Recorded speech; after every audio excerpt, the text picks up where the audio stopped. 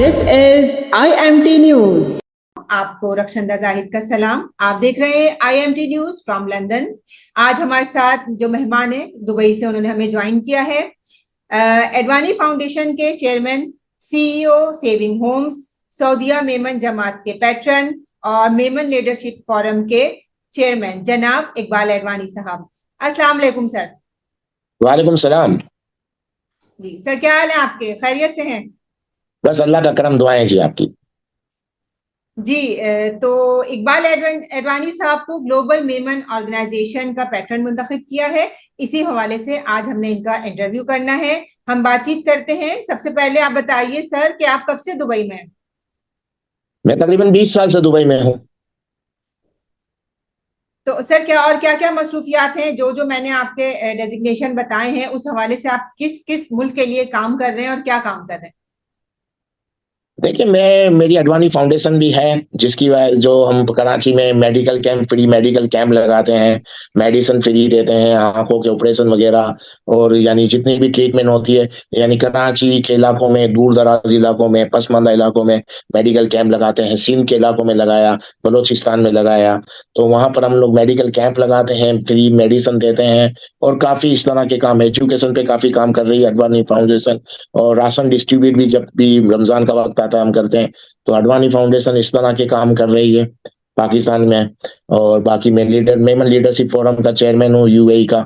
तो यहाँ पर हमारी मेमन कम्युनिटी के हवाले से जो जो काम हो रहे हैं हम उसको कर रहे हैं, यानी एजुकेशन के हवाले से हो गया, और बाकी जितने भी अपनी कम्युनिटी को कनेक्ट करना, क्योंकि आपको पता है परदेश में बच्चों के रिश्तों में प्रॉब्लम है, तो इस तरह के मैट्रिमोनियल इवेंट कर रहे हैं। और दुनिया भर से जितने भी हमारे जो सोशल वर्कर, सोशल लीडर वगैरह आते हैं, इनको इनवाइट करते हैं, इनको दावत देते हैं, बिजनेस कॉन्फ्रेंसेस वगैरह करवा रहे हैं। ये तो मेरा सोशल लाइफ बता रहा हूँ मैं। बाकी मेरे डिपार्टमेंट स्टोर है पूरी 6 मुल्कों में, सेविंग होम के नाम से, और बिजनेस है काफी बड़ा मेरा। और पाकिस्तान में भी है, UAE में है, सऊदी अरब, अफ्रीका में, ओमान में। तो सर, मेमन लीडरशिप फाउंडेशन के हवाले से थोड़ा सा बताइएगा, इसका क्या मकसद है, क्या काम है इसका?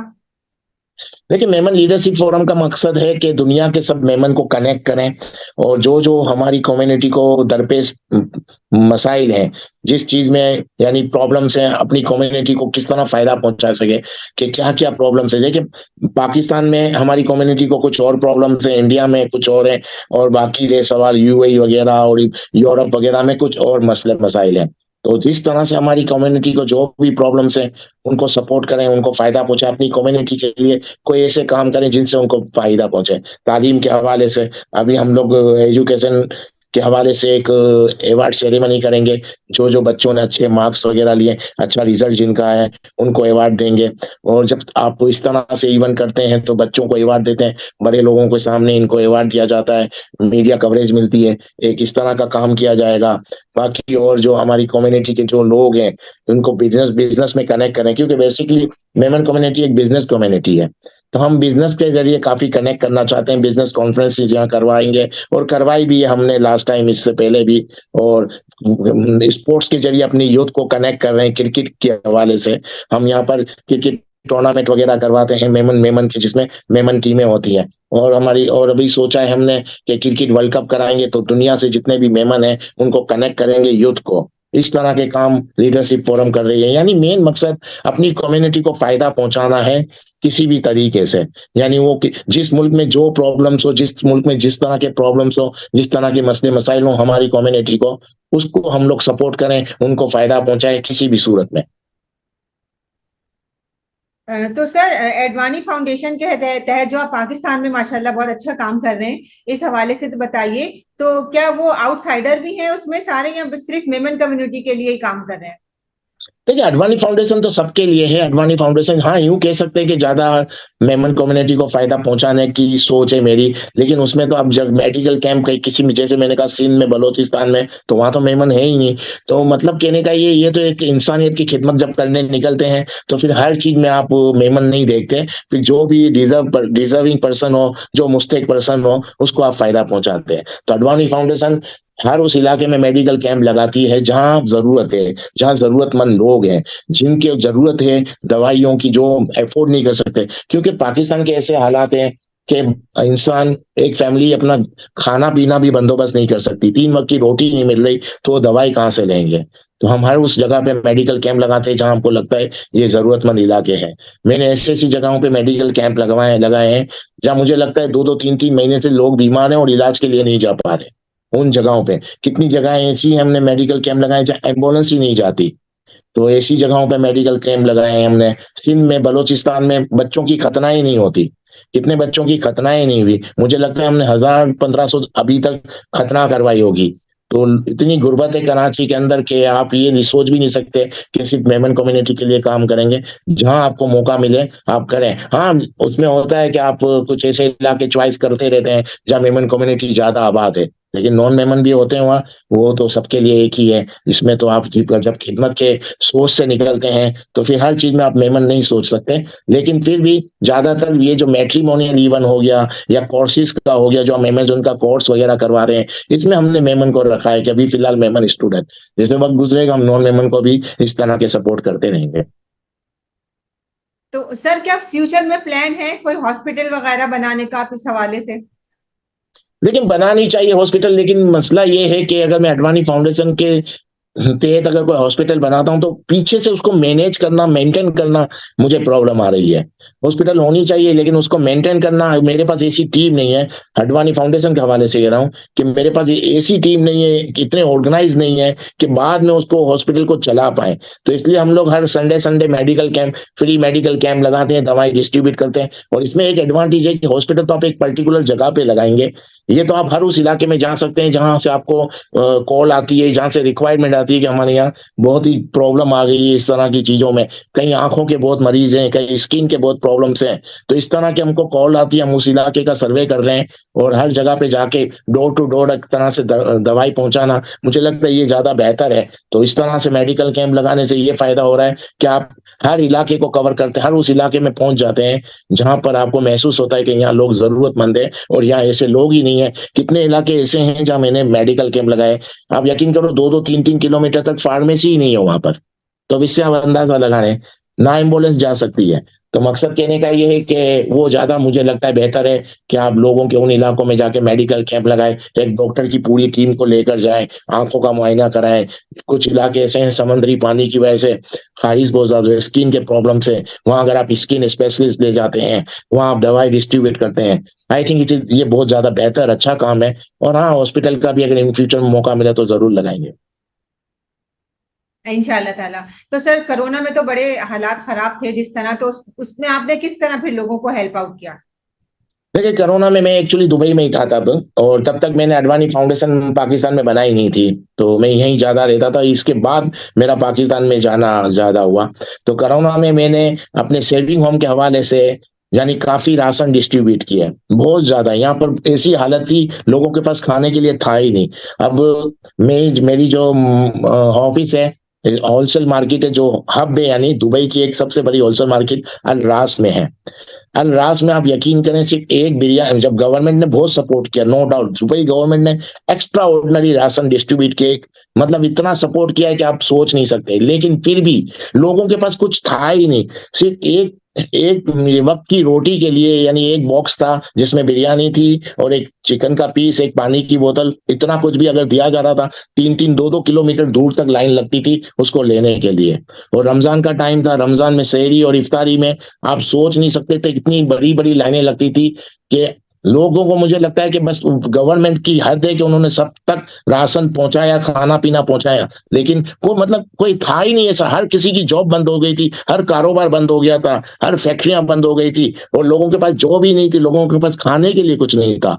इतना खराब हाल था, इसमें हमारी कैपेसिटी में हमसे जितना हुआ हमने लेबर कैंप में जाके राशन डिस्ट्रीब्यूट किए और सेविंग होम ने काफ़ी राशन डिस्ट्रीब्यूट किए थे और वो ऐसा वक़्त था कि आपने वो वक़्त याद दिला दिया कि उसको याद करके आँसू आ जाते हैं। इतनी तकलीफ़ थी उन दिनों में कि कोई सोच नहीं सकता था। किसी को यही नहीं पता चल रहा था कि मेरा बिज़नेस भी चलेगा कि नहीं? मेरे पास इतना स्टाफ़ है जो जॉब कर रहा है, उसको मैं रखूँ कि निकाल दूँ? इस कन्फ्यूज़न में थे। बहुत बहुत तकलीफ़देह वक़्त था और उस दौरान हम लोगों ने काफ़ी टिकटें दी। मैंने यहाँ से काफ़ी टिकटें लोगों को दी सेविंग होम के नाम से और पाकिस्तान भेजा क्योंकि लोगों के पास टिकट लेने के पैसे नहीं थे, कुछ भी नहीं था लोगों के पास।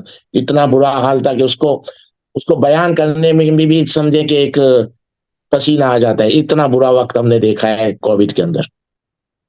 तब मैंने अल्लाह से एक ही दुआ की थी कि बस ऐसे हालात हो जाए कि मुझे अपना एक आदमी भी निकालना नहीं पड़े जॉब से। और ऐसा हुआ कि मुझे एक आदमी जॉब से नहीं निकालना पड़ा, और मुझे कुछ ऐसी उस वक्त सूझी कि मैंने ऑनलाइन बिजनेस शुरू कर दिया, जिसकी वजह से मैं सरवाइव कर गया। वरना जो हालात थे, आपको बयान करना मुश्किल है। माशाल्लाह सर, बस आपकी नियत अच्छी थी ना सर, इसीलिए। अल्हम्दुलिल्लाह, अल्लाह का करम है। वो वक्त था बस बहुत डेंजर वक्त, नो डाउट। जी सर। तो सर, क्या बच्चों के हवाले से भी आप कुछ काम कर रहे हैं, जो हमारे बच्चे हैं, यतीम बच्चे हैं, या जिस तरह हम देखते हैं यहाँ पर उनके लिए घर बनाए जाते हैं, या जिन बच्चों के वालिदैन नहीं है या उनका कोई आसरा नहीं है, तो इस हवाले से भी क्या कोई काम शुरू किया है आपने, या अभी कर रहे हैं? नहीं, अभी तो ऐसा कोई काम नहीं कर रहे, लेकिन मुझे जितना एक्चुअल में आपको ये बताता चलूं, सेविंग होम हो गया या एडवानी फाउंडेशन, मैं किसी से पैसे नहीं लेता। ये जो भी है, मैंने अपने जो सेविंग होम के जो डिपार्टमेंट स्टोर है वर्ल्ड के, उसमें प्रॉफिट में एक परसेंटेज तय कर दिया है। उस परसेंटेज से मैं जो भी मेरी इनकम होती है, मैं वो डिस्ट्रीब्यूट कर देता हूँ। मैं किसी से भी पैसे, किसी से भी चंदा, किसी से कुछ नहीं लेता। मैं अपने बलबूते पे अपने सेंटर की इनकम के साथ उससे कनेक्ट कर दिया है। उसमें से एक परसेंटेज प्रॉफिट में तय कर दिया उस इनकम को, जिसके जरिए मैं कर रहा हूँ। तो मैं एक लिमिट से ज्यादा नहीं कर पा रहा, क्योंकि मैं तो अपने अपने हद तक ही काम कर रहा हूँ, लेकिन अल्हम्दुलिल्लाह फिर भी काफी किया जा रहा है काम। माशाल्लाह। तो सर, आपको ग्लोबल मेमन ऑर्गेनाइजेशन का जब इनविटेशन मिला, आपका क्या रिस्पॉन्स था और आपने क्यों ज्वाइन की? देखिए, ग्लोबल मेमन में जो मैंने जो सबसे अच्छी चीज देखी, जो अनीस दावरा साहब और उमर मेमन साहब जो हैं, जो मुझे जिन्होंने मुझे इनवाइट किया, इनकी जो सोच थी, उनकी सोच पे मुझे लगता है कि आदमी को बिल्कुल आ जाना चाहिए ग्लोबल मेमन में। उन्होंने कहा कि एजुकेशन, हम वो एजुकेशन देना चाह रहे हैं जो आज के दौर की रिक्वायरमेंट है, जो आज से 15 साल 20 साल बाद की जरूरत पड़ेगी। यानी आज AI का दौर आ गया, आर्टिफिशियल इंटेलिजेंस का। और ये दौर ऐसा है और ये वक्त ऐसा है कि अगर हम आज अपने बच्चों को इस तालीम के साथ, आज की टेक्नोलॉजी के साथ अगर इनको एजुकेट नहीं कर रहे, तो हम समझे इनके साथ नाइंसाफी कर रहे हैं।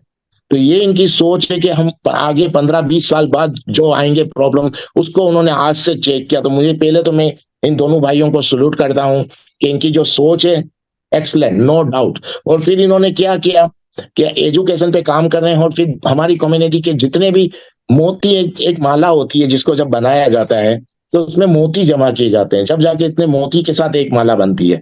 तो इन दोनों भाइयों ने जो काम किया है कि पूरी दुनिया के हमारी कम्युनिटी के जो मोती हैं, उनके जरिए एक माला बना ली है, और बहुत अच्छी माला बनाई है।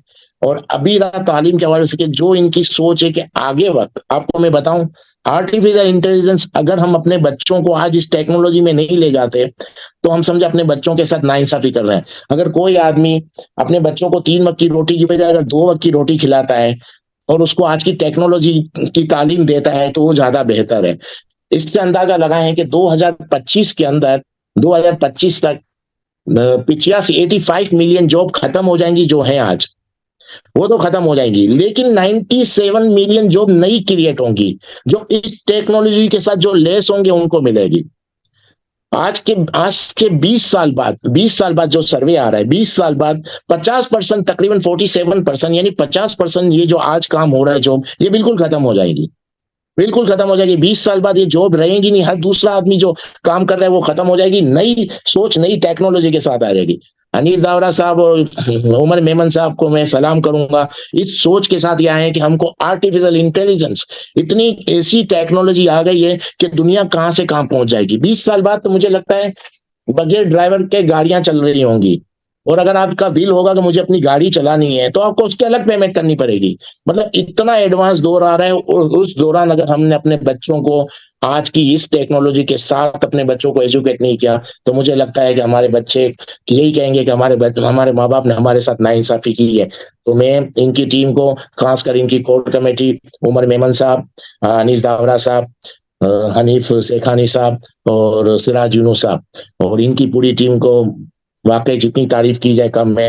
ये उस, क्योंकि एक चीज बताऊं, अगर आज हम टेक्नोलॉजी चलाना नहीं सिखाएंगे बच्चों को, तो कल टेक्नोलॉजी इनको चलाएगी, और जब टेक्नोलॉजी इनको चलाने आएगी तो इनको बहुत तकलीफ होगी, और वो अपनी माँ बाप के बारे में सोचेंगे कि हमको क्यों ये वो वाली तालीम नहीं दी जो इनको जो जरूरत है।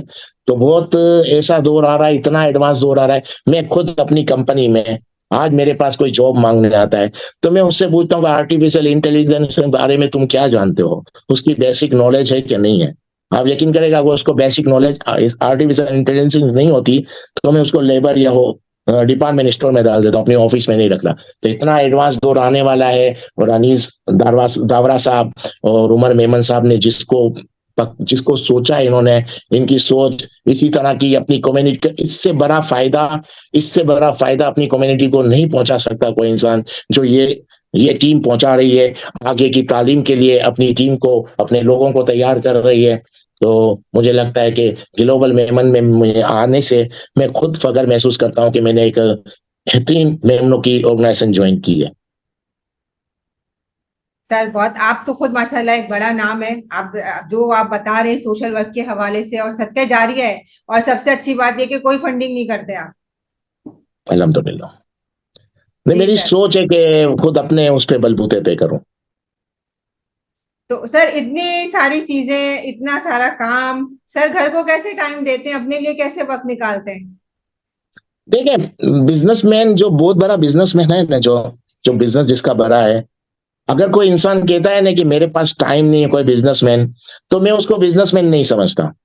वो बिजनेसमैन नहीं है जिसके पास टाइम नहीं हो। टाइम तो बेचारा उसके पास नहीं होता जो एम्प्लॉय होता है, जो जॉब कर रहा होता है। बिजनेसमैन के पास बहुत टाइम होता है, बस शर्त यह है कि उसको कैसे मैनेज करता है। आज तो सब सिस्टम सिस्टम पे सब चल रहा है। एक बटन को क्लिक किया, आपका काम हो जाता है। अपने सिस्टम को चेक करना है, सिस्टम को फॉलो करना है। हाँ, आपको आज की टेक्नोलॉजी के साथ अपने आप को अपडेट रखना है। लोग जो मार खा रहे हैं, जो प्रॉब्लम्स में आ रहे हैं, वो आज की टेक्नोलॉजी के साथ अपने आप को अपडेट नहीं कर पाए, जिसकी वजह से उनको प्रॉब्लम आती है। और वो हर वक्त यही कहते रहेंगे कि यार मेरे पास टाइम नहीं है, मेरे पास टाइम नहीं है। जो आज की टेक्नोलॉजी के साथ अपडेट है, उसके बाद बहुत टाइम है, क्योंकि आज तो सब चीजें बटन पे हो गई हैं, क्लिक हो रहा है।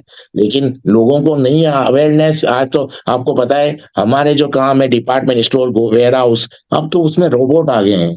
रोबोट से काम हो रहा है। दुनिया कहां से कहां पहुंच गई है। लेकिन अगर कोई उसी पुराने स्टाइल में काम कर रहा है, उसी सोच के साथ चल रहा है, तो वो आपको हर वक्त मसरूफ नजर आएगा, हर वक्त कंफ्यूज नजर आएगा। तो सर क्या आप इसको सपोर्ट करते हैं, एआई को, रोबोट को? क्योंकि इस तरह तो इंसान बहुत सुस्त हो जाएगा। नहीं, मैंने अभी आपको क्या कहा कि जैसे अभी मैंने आपको 2 साल का सर्वे दिया कि 85 मिलियन जॉब खत्म होगी, इससे 97 मिलियन जॉब और आ जाएगी। उसके लिए एक नए तरीके से काम लेना है।